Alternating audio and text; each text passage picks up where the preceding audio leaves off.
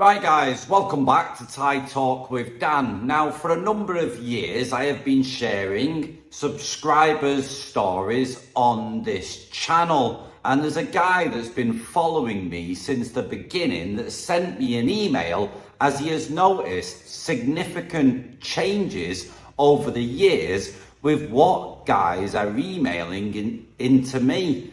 So without further delay, let me share this email with all of you today. Hi Dan, I just wanted to let you know about an observation that I've made over time and see whether or not you and your viewers have noticed something similar. I started paying attention to your channel some time ago, and I've since noticed a significant change in the theme of the emails that you share. Now, I'm obviously not privy to all the emails you get from people, and what makes it onto the channel or doesn't is of course purely at your discretion, but I've noticed the following change. Initially, your channel told stories from people who had some wild and unique tales about their experiences in Thailand and what I refer to as sexcapades, that were no doubt heavily embellished but entertaining nonetheless.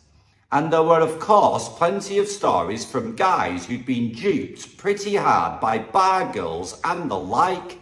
My personal favourite is the guy who took revenge on the freelancer who disappeared owing him rent money by creating fake line profiles and bringing these profiles to life to get some of his own back. The thing about all these guys is that they were actually aware of their surroundings and acknowledged that they'd been duped, and were still sharing their stories in the hope that it could inform others and perhaps prevent it from happening to them too. Of course, there was shame, embarrassment and regret, but it was all shared in the name of helping and entertaining others.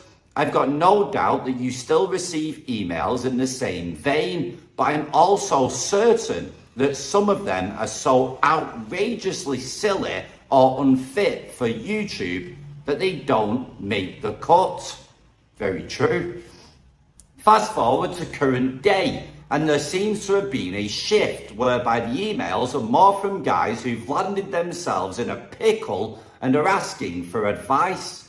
Don't get me wrong, I know that first and foremost your aim is to provide assistance, support and advice to those who need it, and these people are reaching out to you genuinely looking for your help, and the fact that you're willing to invest your time and effort to provide it demonstrates that you're more than just another guy on YouTube trying to make money. There just seems to have been a change in the people you're receiving these emails from. The former, who had a clear awareness of what was happening around them, albeit after the fact, versus the latter, who don't seem to. This could either be because your audience has grown and evolved, attracting different types, or as I said earlier, because the emails that are shared are completely at your discretion and we don't see everything that you see. Or it could be a combination of these two things. If I'm honest, I do feel bad for some of these guys because I think deep down they already know the answers to the questions they're going to ask you before they even ask them. Let's face it, they're just looking for confirmation from a more seasoned punter of what they already suspect. I've known her since breakfast and she says she loves me and wants a gold necklace and a new car. Do you think she's genuine? I think they know the answer. Of course they do. They just need to hear it from somebody else. And if they choose to ignore or discard your advice, then they obviously do so at their own peril, all whilst earning themselves the unenviable title of simp. The sad thing about this is that they're probably being told by everyone around them in the material world that they're being played and have now turned to the internet for advice, hoping to hear something different. Hopefully, they receive your advice and heed it, but But of course, there will always be that one guy who keeps asking different people until they get the answer that they want to hear. But as I said in a previous email, for some of these guys, it's like being stuck in a cult that they can't break free from. Now, the comment section in some of these videos, whilst very funny at times, can be mercilessly brutal. But that's the internet for you. No holds barred, which can be a double-edged sword at times. People, of course, need to hear the truth, but it's the way it's delivered that can repel them. Still, in order to prevail, they just need to have thick skin and the good sense to strip away the parts that bruise their ego and take on board the parts that can help. I truly believe that you patiently offer constructive, honest and frank feedback to these emails, which is likely to lead to positive outcomes. I'm the first to admit that many of these scams can happen to anybody. You just really need to have your guard up at all times, which can become exhausting. However, it's either that or you're going to get chewed up and spat back out onto Walking Street or wherever else you think you may have fallen in love. I have been traveling to Thailand since the 1990s, and for me to sit here and say that it's not my first rodeo and so it could never happen to me would not only be naive, but also extremely arrogant. As I said in my last email, I was over there as recently as this month, and I'm still learning as things there are continually changing and evolving, which means that in order to stay safe and sane, I need to as well.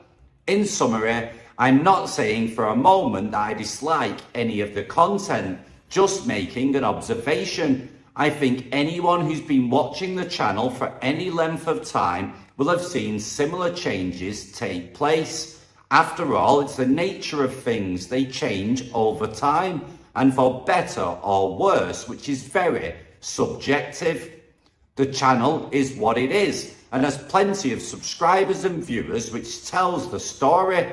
I will of course continue watching the channel as I very much enjoy it. I watch several lifestyle channels based in Thailand, and this one is by far the most interesting to me, while the others provide useful information regarding banking, property, visas, and a swath of other handy expat information. It's information that is readily available elsewhere. This channel is very niche in what it provides, and I haven't seen anything quite like it anywhere else. So keep doing what you're doing, Dan. It's very much appreciated.